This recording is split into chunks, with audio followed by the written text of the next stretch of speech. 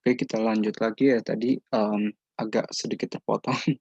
Tadi karena apa namanya disebabkan oleh gangguan koneksi. Jadi kita lanjut aja ya.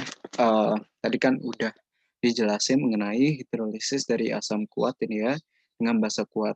Nah, sekarang gimana sih kalau misalkan dia asam kuat dengan basa lemah? Kalau misalkan asam kuat dengan basa lemah, otomatis kan si asamnya itu bakal mendominasi si basanya kan, karena dia itu basa lemah. Jadi istilahnya, basanya tuh kayak dikalahin oleh si asamnya gitu. Ya makanya dia terhidrolisis sebagian. Kenapa dia itu terhidrolisis sebagian? Karena gini, kita tahu kan ada NH4 nih. NH4 itu adalah amonium. Jadi amonium itu dia berasal dari basa yang lemah, sedangkan Cl. Cl itu ujungnya merupakan berasal dari senyawa asam kuat seperti itu. Makanya kenapa di sini si Cl itu dia sama sekali tidak bisa terhidrolisis, sedangkan si NH4-nya ini dia bisa gitu. Nah, NH4-nya ini adalah pasangannya dengan si ketika dia itu direaksikan dalam air. Jadi air itu kan istilahnya gini ya, ini kalau air itu H2O gitu ya. H2O itu kan bisa terionisasi menjadi H plus maupun OH minus kan. Oke. Karena dia itu bisa terhidrolisis menjadi H plus dan OH minus, otomatis si NH4-nya ini kan dia bakal bergabung ya kan sama ini kan positif ya sifatnya dia. Akan bergabung dengan yang negatif gitu. Makanya kenapa dia membentuk NH4OH seperti itu. Oke. Ini gue apa namanya hapus dulu ya. Oke. Jadi si Cl-nya ini dia tidak bisa sama sekali tidak bisa terhidrolisis. Nah, makanya kenapa di sini kan dia akan menghasilkan NH4OH ya. Nah, ada si H plusnya nih yang bersisa gitu sebagai asam. Makanya kenapa tadi ketika dia dicampurkan antara asam kuat dengan basa lemah itu akan menjadi asam gitu ya pada akhirnya. Jadi akan menjadi asam lemah gitu senyawa tersebut pada akhirnya. Kenapa? Karena tadi si H plusnya itu dia itu tidak apa namanya tidak bisa dihidrolisis gitu. Kemudian hidrolisis kemudian hidrolisis garam dari basa kuat dan asam lemah seperti itu. Oke. Nah, jadi kan basa kuat dengan asam lemah gitu ya. Nah, ketika dia itu dicampurkan, kan tadi pasti si basanya itu akan mendominasi si asamnya gitu. Makanya kenapa di sini HCOO- itu kan dia berasal dari senyawa asam lemah. Makanya kenapa dia berubah menjadi HCOOH seperti itu. Nah, tadinya si OH-nya ini kan dia akan tersisa nih. Makanya OH-nya ini sebagai jejak basanya gitu. Ketika basanya dia bersisa, makanya kenapa si senyawa akhirnya itu nanti sifatnya adalah basa seperti itu. Nah, kemudian hidrolisis garam nih dari asam lemah dan juga basa lemah gitu. Nah, kalau misalkan dia itu dari asam lemah dan basa lemah, dia itu akan terhidrolisis secara sempurna dan nilainya itu hanya bergantung kepada tetapan kesetimbangan asam dan juga ketetapan kesetimbangan basa seperti itu. Nah, ketika apa namanya, ketika si Ka-nya itu gimana sih kondisi-kondisinya gitu ya, Ka-nya itu bagaimana. Nah, kalau misalkan Ka-nya itu sama dengan Kb, maka senyawanya itu dia bersifat netral nih. Ketika istilahnya adalah ketika senyawa asamnya itu sama kuat dengan basanya, makanya dia itu bersifat netral gitu. Kalau misalkan si Ka-nya lebih besar daripada Kb, artinya adalah garamnya itu bersifat asam gitu, karena si tahapan kesetimbangan asamnya lebih besar daripada si basanya. Ketika keseimbangan basanya itu lebih besar daripada Ka-nya, maka garamnya itu dia sifatnya adalah basa. Kalau misalkan dia ini ya catatan mengenai pH larutan garam. Misalkan dia direaksikan antara asam kuat ya dengan asam dan basa kuat. Nah, itu akan menghasilkan pH sebesar 7 gitu. Intinya kalau misalkan kalian menemukan suatu senyawa asam kuat dengan basa kuat itu dicampurkan, pH-nya adalah 7 atau dia itu menjadi netral. Kalau misalnya pH larutan garam dari asam dan basanya itu bukan ini ya dari misalkan tadi yang melalui tetapan hidrolisis gitu ya, kita itu bisa, kita bisa modifikasi gitu rumusnya. Jadi seperti ini, H+ itu adalah KW dikali dengan KW itu adalah ketetapan keseimbangan air dikali dengan molaritas dari garamnya atau konsentrasi dari garam yang terbentuk saat terjadi hidrolisis, dan Kb itu adalah tetapan keseimbangan dari basanya gitu. Jadi si KH-nya ini kita masukkan nih KW per KB-nya gitu ya kan. Nah, nanti langsung dimasukkan ke sini, disubstitusikan, hasilnya adalah akar dari KW dikali dengan Mg dibagi dengan KB, seperti itu.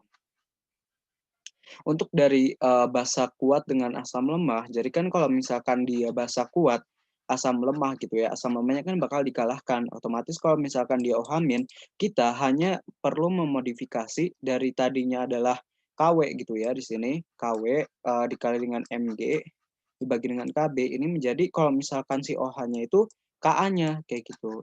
Ingatnya adalah ketika kalian ingin mencari H+, kalau H+ itu nanti kalian patokannya ke Kb atau ke ketetapan keseimbangan basa, sedangkan untuk OH- itu adalah ke keseimbangan dari asamnya, seperti itu.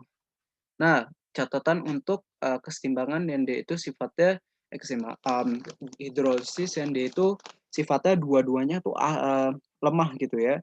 Jadi terjadi reaksi yang sempurna gitu, hidrolisis sempurna gitu antara kation dan anionnya, karena dua-duanya itu sama-sama bereaksi gitu ya dengan air, seperti itu. Jika Ka-nya itu sama dengan Kb, dia itu sifatnya netral gitu. Jadi keseimbangan asam lemah dan basa lemahnya itu sama, maka bisa dikatakan bahwasanya larutan tersebut itu sifatnya adalah netral. Ketika Ka-nya lebih besar, otomatis asam dong yang mendominasi. Kalian bisa pakai rumus ini. Modifikasi ya, jadi beda. Kalau misalkan diketahui dia itu adalah asam yang dia itu sifatnya lemah gitu ya. Kalau misalkan dia dua-duanya lemah, dia itu bukan pakai konsentrasi dari garam lagi gitu. Karena konsentrasi garamnya itu cenderung diabaikan karena biasanya tuh sangat kecil karena dia itu kan dua-duanya lemah ya. Kalau misalnya salah satunya ada yang kuat kan ada yang lebih mendominasi. Makanya kenapa garamnya itu tetap terbentuk seperti itu. Nanti tinggal kalau misalkan H plusnya itu menjadi patokan, maka Ka-nya itu dia berada di atas. Ketika si OH minusnya itu menjadi patokan, Kb-nya itu dia berada di atas gitu. Nah, yang bawahnya itu ini ya kebalikannya gitu. Kalau misalkan H+ atau asam, kalian oke, sorry ini ada gangguan lagi nih ya. Kata koneksinya sebentar agak terputus tadi. Oke, kita lanjut ya. Nah, tadi kan kalau misalkan patokannya adalah asam, nanti yang atasnya itu adalah si Ka-nya gitu. Kalau misalkan si OH yang jadi patokan adalah si basanya, maka Kb-nya itu kalian taruh atas. Intinya seperti itu ya untuk hidrolisis asam dan basa, itu antara asam dan basa dan juga konsep tentang garam gitu. Insya Allah mudah sih ini di konsepnya mudah dipahami gitu untuk yang larutan garam dan hidrolisis ini, seperti itu. Oke, kita lanjut ke bagian mengenai larutan penyangga gitu ya. Larutan penyangga sebenarnya juga sangat mudah gitu, tapi sekarang kita akan membahas mengenai ininya dulu, bagian yang kulit-kulitnya dulu gitu ya. Jadi kalau larutan penyangga itu bedanya adalah kalau garam itu tadi dia berasal dari ini garamnya itu dia bereaksi dengan molekul air. Kalau misalkan larutan penyangga ini beda nih konsepnya gitu. Jadi kita itu membuat suatu senyawa atau larutan yang dia itu dapat mempertahankan nilai pH gitu.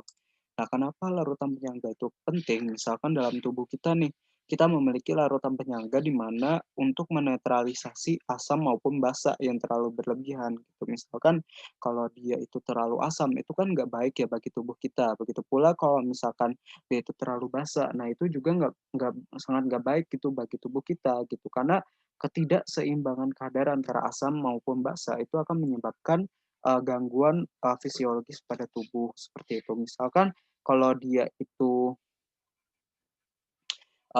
misalnya kalau kita makan sesuatu yang asam gitu ya, seperti jeruk, itu kan akan mempengaruhi pH darah kita kan. Nah, di dalam darah sendiri, itu ada, suatu larutan penyangga gitu ya, ada namanya penyangga darah. Penyangga darah itu dia fungsinya adalah untuk apa? Untuk mempertahankan agar si pH-nya itu dia nggak berubah secara drastis gitu, karena kita memakan sesuatu yang asam. Ketika, kalau misalnya pH-nya itu berubah drastis, itu akan membahayakan tubuh karena ada organ di dalam tubuh yang tidak toleran gitu terhadap kandungan tersebut, seperti itu. Jadi, larutan penyangga atau buffer itu adalah larutan yang dapat mempertahankan nilai pH tertentu tanpa diberikan, apa namanya, diberi zat lain, seperti itu. Caranya gimana, nanti kita akan bahas gitu ya, untuk, apa nih, intinya di sini adalah ini intinya adalah kita di sini adalah mempertahankan, nilai pH, kayak gitu. Intinya kita sekarang mempertahankan nilai pH. Bentar gue hitung dulu. Nah, ini ya, intinya adalah mempertahankan nilai dari pH, kayak gitu. Nah, larutan penyangga itu dapat mempertahankan pH-nya yang kurang dari 7 gitu ya. Jadi, keadaan larutan penyangga asam nih, maksudnya apa? Larutan penyangga asam itu larutan yang dapat mempertahankan agar nilai pH asamnya itu dia nggak berubah terlalu drastis menjadi naik gitu ya. Jadi kan kalau asam itu dia dari pH-nya kecil menjadi naik kan. Nah, itu gimana caranya biar dia itu tetap asam gitu, mendekati kondisi, sebelumnya, seperti itu. Jadi, kalau misalkan pH-nya itu dia kurang dari 7, maka ini nih ada, gimana cara, apa namanya, cara kita membuat suatu larutan penyangga ini, gimana caranya? Yaitu dengan mencampurkan antara asam lemah dan garamnya. Kayak misalnya gimana? Misalkan CH3COH kan yang kita udah ketahui dia merupakan asam lemah gitu ya kan. Terus si CH3COONA juga merupakan asam lemah seperti itu, merupakan garam gitu ya. Kenapa? Karena, kita bisa ketahui di sini merupakan ada sisa asam maupun sisa, apa namanya, dari basanya gitu. Sisa dari asamnya ditunjukkan oleh CH3COO- dan si Na plusnya ini dia merupakan sisa dari basa NaOH gitu ya. Oke, kayak gitu sih intinya. Larutan penyangga itu dapat dibuat dengan cara mereaksikan nih antara asam lemah dengan basa kuat kayak gitu. Nah, kemudian, reaksi tersebut itu akan menghasilkan basa konjugasi gitu ya, menghabiskan basa kuat dan menyisakan asam lemah. Nah, ini adalah target kita gitu. Jadi gimana caranya biar dia itu bisa, menyisakan asam lemahnya agar dia itu tetap asam kan, karena dia itu, sifatnya harus asam, seperti itu. Oke. Kita lanjut ya, misalkan ada contoh kayak gini, larutan penyangga 100 mili, H2CO3 dan NaOH gitu ya, NaOH 100 mili 0,1 molar. Nah, ini gimana caranya? Bentar, kita ini dulu ya. Ini dulu. Oke, kita turun. Jadi, sebentar, anotasinya kita hilangkan dulu. Anotasinya kita hilangkan dulu ya. Ini seperti biasa kita hilangkan biar tidak mengganggu screen selanjutnya gitu ya. Oke, ini gue tutup dulu. Oke. Nah, di sini nih. Jadi, begini ya. Jadi kita lanjutkan lagi pembahasan kita. Oke. Nah, misalkan ini tadi ya. Jadi caranya adalah kalian tinggal mencari molnya aja nih. Mol dari H2CO3-nya itu berapa. Tinggal kalikan aja volume dengan si molaritasnya. Jadi adalah 30 milimol. Kemudian NaOH-nya adalah si 100 kali 0,1. Hasilnya adalah 10 milimol. Nah, di sini kita kan akan menghasilkan suatu garam kan, garam si NaHCO3 nih, karena dia itu direaksikan kan antara senyawa apa tadi, senyawa asam lemah dengan basa kuat. Nah, tujuannya di sini adalah si basa kuatnya ini harus habis nih, harus bersisa nol. Tetapi si H2CO3-nya itu harus, tetap ada sebanyak 20 milimol. Kenapa? Karena biar dia itu tetap asam gitu. Makanya kenapa nanti, apa namanya, reaksinya itu bisa asam. Kenapa? Karena si H2CO3 atau senyawa asam ini dia masih ada sisanya, sedangkan yang ingin kita habiskan adalah faktor pengganggunya berupa si NaOH, seperti itu. Nah, oke, apa namanya, jadi kalau misalkan rumus yang paling ininya adalah ini ya, intinya ini dihafal aja, jadi H+ sama dengan Ka dikali dengan Ma atau konsentrasi asam lemahnya dibagi dengan konsentrasi dari garam, gitu. Nah, misalkan, untuk nah selanjutnya kita akan membahas mengenai ini juga, ini gue clear dulu, baru kita notasikan lagi ya. Oke, sini. Nah, ada contoh soal lagi. Misalkan, bentar gue apa namanya anotasi gue ituin dulu. Nih, misalkan 100 mili larutan penyangga, dia mengandung 10 milimol H2S dan juga HS gitu. Nah, Ka dari H2S adalah 1 kali 10 4 minus 6. Nah, Ka-nya ini ditaruh di depan 10 4 minus 6 dikali dengan ini kalian tinggal kalikan aja 100 dikali dengan 10 kayak gitu. Nih, HS kan juga sama kan. Ini tinggal nanti coret-coret, hasilnya adalah 10 4 minus 6. pH-nya berarti minus 6-nya pindah ke depan, minus ketemu minus yang ada di sini ya. Ini hasilnya adalah positif. Jadi pH-nya itu adalah positif 6 seperti itu. Oke, kita lanjut ke nih ya pH-nya adalah positif 6. Kita lanjut ke materi selanjutnya. Ini gue print dulu.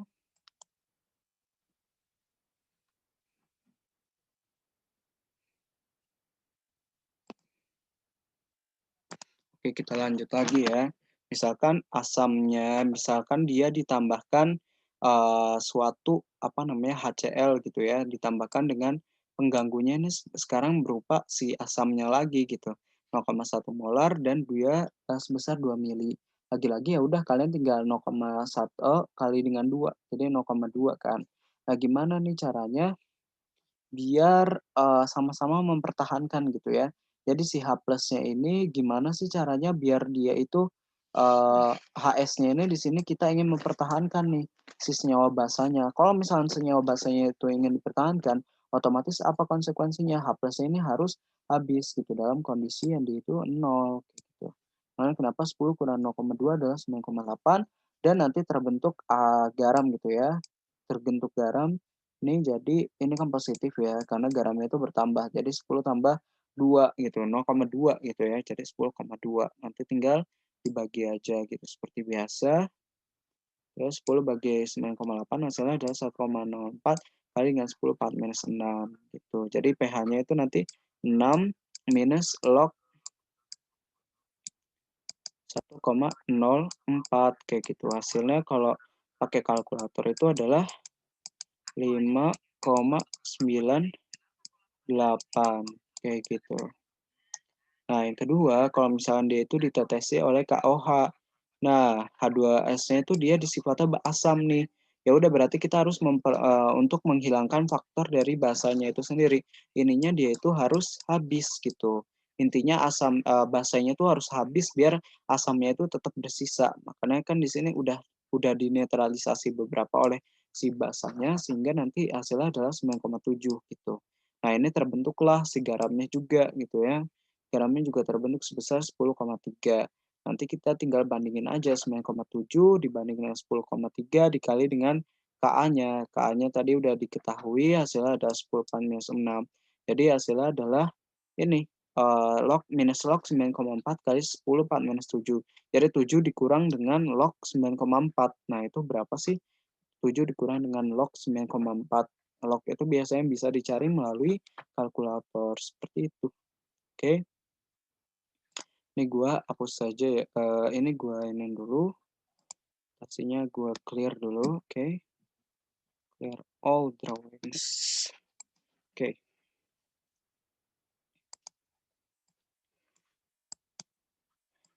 Sama halnya, seperti larutan, apa namanya, penyangga basa sih. Tadi kan kalau misalkan dia larutannya dia sifatnya asam, itu kan intinya adalah kita ingin mempertahankan, asamnya gitu kan.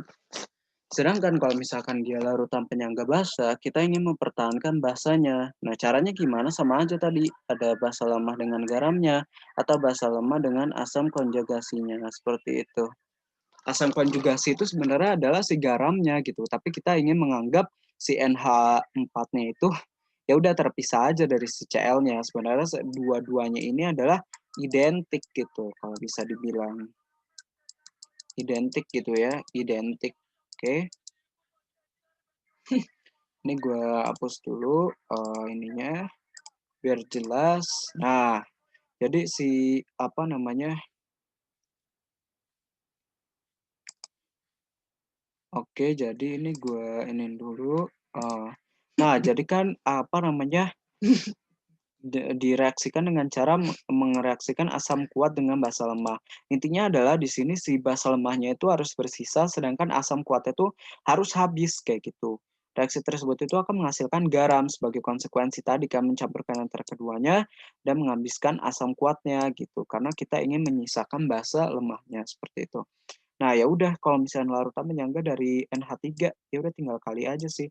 250 dikalikan dengan 0,1. Jadi adalah 25 milimol kayak gitu. Nah, dan 100 mililiter HCl 0,1 hasilnya adalah 10 gitu kan. Kita mau si HCl-nya ini hilang gitu atau habis gitu ya pada akhirnya. Makanya dikurang dengan 10, dikurang dengan 10 ini ditambah nih kan karena dia itu terbentuk. Produk itu selalu jadi gitu kan. Produk itu selalu berkorelasi dia itu sifatnya adalah positif gitu. Makanya kenapa dia dilambangkannya dengan positif seperti itu.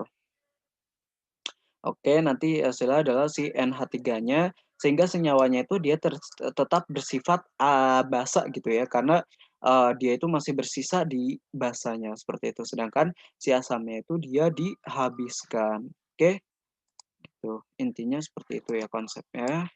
Kita langsung aja masuk ke ininya ke apa namanya, cara mencarinya gitu ya, rumusnya itu seperti apa sih, kayak gimana, dan sebagainya. Oke, ini gue langsung, apa namanya, langsung jelasin lagi.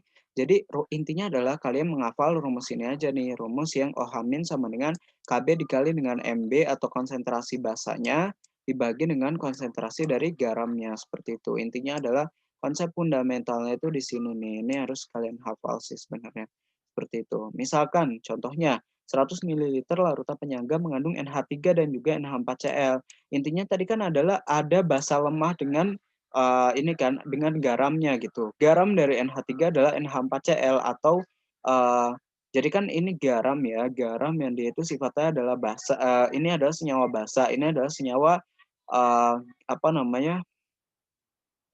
Senyawa si ininya gitu. Tadi senyawa dicampur dengan si senyawa konjugasinya gitu atau si garamnya gitu ya kan. Nah, di sini kan garamnya itu dia sifatnya asam nih, seperti itu. Gimana sih caranya biar dia itu tetap setimbang gitu, bagaimana dia biar tetap basa seperti itu. Jadi di sini kalian tinggal kalikan aja 100 ya kan, 100 kali 0,1 hasil ada 10, 10 bagi 10 adalah coret aja, jadi OH minusnya juga 10 4 minus 5 kayak gitu. Jadi si asamnya itu misalkan dia ditambahkan dengan HCl nih, sebanyak 3 mili. Ya udah, faktor pengganggu ini dia itu harus dihabiskan gitu. Kenapa? Karena nanti ini akan mengganggu gitu. Makanya kenapa sih H+ ini istilahnya itu udah harus dihabiskan seperti itu. Makanya kenapa dia itu masih tersisa yang senyawa dia itu sifatnya basa, kan tadi dia berkurang ya 9,7. Ingat, reaktan itu dia selalu berkurang. Sedangkan yang di kanan itu selalu bertambah. Makanya kenapa di sini tandanya adalah positif. Jadi 10 tambah 0,3 kayak gitu. Nah, kalian juga udah belajar di kimia gitu ya, persamaan reaksi kimia dan sebagainya. Dan ini nanti kita tinggal langsung nyari si OH minusnya itu sama dengan berapa seperti itu. Intinya adalah pOH-nya nanti diketemukan sebesar 4,97 atau kita bisa bulatkan aja lah ya ke 5 gitu. Makanya ya udah si pH-nya itu adalah 14 kurang 5 atau 9,03 atau ya udah 9 aja sih gitu untuk biar gampang gitu ya. Intinya kayak gitu. Oke, ini gue clear dulu biar apa namanya biar kita jelas. Oke,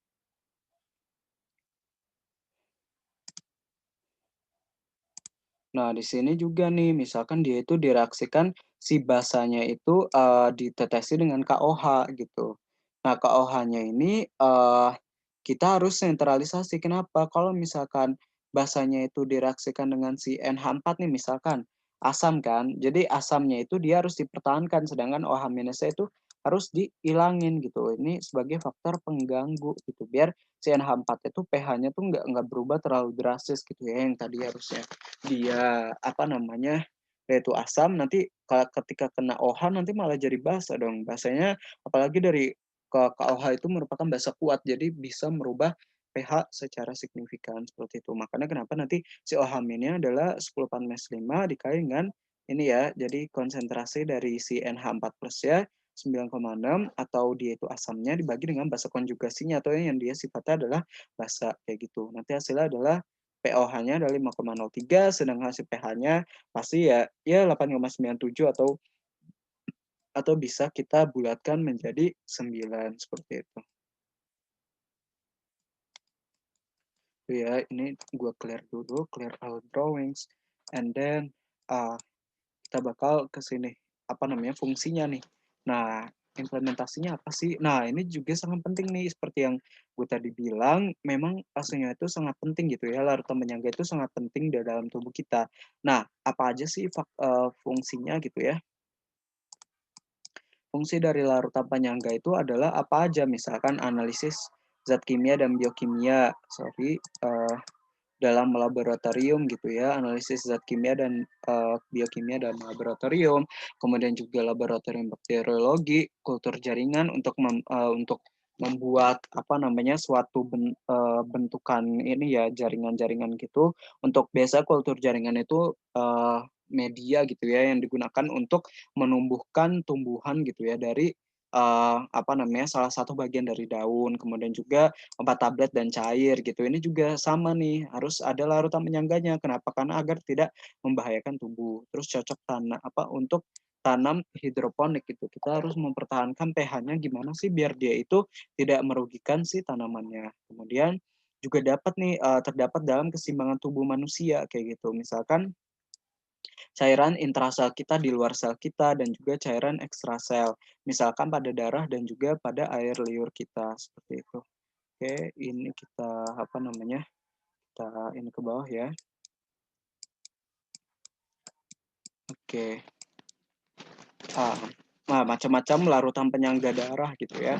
Larutan penyangga darah itu macam-macamnya misalkan jadi penyangga fosfat itu biasanya ada di luar sel kita. Jadi sel kita itu kan eh, misalkan kulit kita, apa misalkan di dalam sel usus kita. Sel usus kita tuh jarak antara satu sel dengan satu sel lainnya itu pasti memiliki cairan gitu kan. Nah, gap antara kedua sel tersebut yang diisi oleh cairan itu diisi oleh larutan penyangga yang terdiri atas H2PO4 dan juga HPO42- gitu.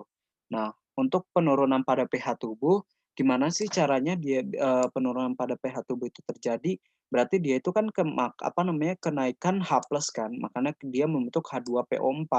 Nah, H2PO4-nya ini akan diubah lagi nih apa namanya bertemu dengan air yang telah diionisasi menjadi senyawa seperti ini. Jadi dia itu untuk mempertahankan pH tubuh gitu. Jadi OH-nya nggak berlebihan maupun H+ itu juga nggak berlebihan. Kemudian pada darah nih misalnya ada H2CO3 atau pada apa namanya hidrogen karbonat atau asam karbonat gitu ya. Penurunan pH tubuh terjadi ketika adanya H+ yang masuk pada senyawa HCO3 atau simpelnya adalah kita memakan sesuatu yang asam gitu akan menghasilkan senyawa H2CO3 atau asam karbonat. Kalau misalkan kenaikan pH tubuh, nanti pas kenaikan pH tubuhnya itu kita akan memecah lagi senyawa tadi agar tidak berbahaya bagi tubuh, kemudian dipecah menjadi HCO3- yang akan nanti disimpan di dalam darah ketika nanti darah sewaktu-waktu asam lagi, HCO3- ini. Oke, sorry ya ini ada apa namanya, ada kesalahan kita nih, kebiasaan nih, internetnya agak ini, apa namanya, agak lemot tadi. Jadi kita lanjut aja ya, seperti biasa. Nah, di sini larutan tadi ya, larutan penyangga gitu. Larutan penyangga itu tadi kan si HCO3-nya ini akan digunakan kembali nih dalam tubuh gitu. Kalau misalnya sewaktu-waktu terjadi penurunan pH tubuh, nanti HCO3 minnya ini akan dipecah lagi gitu, akan menjadi senyawa yang lebih sederhana gitu. Jadi senyawa itu tidak akan berbahaya bagi tubuh kita. Nah, kalau misalnya tanpa larutan penyangga, tubuh manusia itu dapat mengalami asidosis gitu ya, dapat mengalami suatu penyakit, suatu keadaan di mana darah itu terlalu asam gitu. Terus alkalosis itu adalah darah yang dia terlalu basa. Nah, dia itu akan menyebabkan kerusakan jaringan dan organ. Kenapa? Karena jaringan dan organ itu dia punya pH-nya masing-masing gitu, nggak bisa melebihi batas dari pH yang udah standarnya itu seperti itu, kayak gitu. Nah, kalau asidosis itu adalah penurunan pH darah yang disebabkan oleh metabolisme tubuh yang terlalu tinggi karena diabetes mellitus nih. Nah, ini juga nih, makanya diabetes mellitus itu kan darahnya itu kan dia ini ya manis ya. Jadi darah yang dia itu sifatnya manis itu, manisnya itu dia nanti sifatnya asam gitu terhadap tubuh gitu. Makanya kenapa akan bisa terjadi penurunan pH darah, penyakit ginjal juga bisa. Karena kan kalau misalkan penyakit ginjal itu nggak di-treat dengan baik kan akan menyebabkan gagal ginjal kan. Gagal ginjal itu kalau udah parah itu kan harus cuci darah. Nah, cuci darahnya itu juga ini nih, kita harus bagaimana caranya agar pH darahnya itu kembali pada, apa namanya, keadaan yang sebelumnya seperti itu, atau kondisi yang mana tidak asam dan juga tidak basa. Terus diare juga menyebabkan asidosis, faktor-faktornya, dan juga konsumsi makanan yang berprotein yang berlebihan. Kemudian juga alkalosis itu adalah peningkatan pH darah yang disebabkan oleh hiperventilasi karena sedikitnya kadar oksigen di lingkungan dan gas karbon dioksida yang dilepas terlalu banyak. Ini pH darahnya itu menjadi lebih lebih basa gitu ya. Ini juga nggak boleh nih. Karena kenapa? Karena kalau misalkan dia itu terlalu basa, ini akan cenderung apa namanya, di dalam tubuh itu dia sifatnya beracun gitu. Makanya kenapa dia itu harus di-treat gitu ya oleh tadi yang ada penyangga fosfat, kemudian juga ada penyangga karbonat, dan juga ada penyangga hemoglobin, seperti itu. Oke, cukup untuk hari ini, apa namanya, materinya itu saja ya, apa namanya, nanti untuk soal-soalnya nanti gue bakal ini, apa namanya, akan kirimkan gitu ya, akan kirimkan ke kalian. Nanti kalian akan latihan soal mengenai larutan penyangga dan juga hidrolisis agar makin paham, seperti itu. Iya, Oke, iya. jadi sekian dari gue, semoga, apa namanya, apa yang gue ini berikan ini, apa namanya, bermanfaat gitu ya, dan juga membantu teman-teman sekalian dalam mengerjakan soal olimpiade nantinya. Oke, wassalamualaikum warahmatullahi wabarakatuh.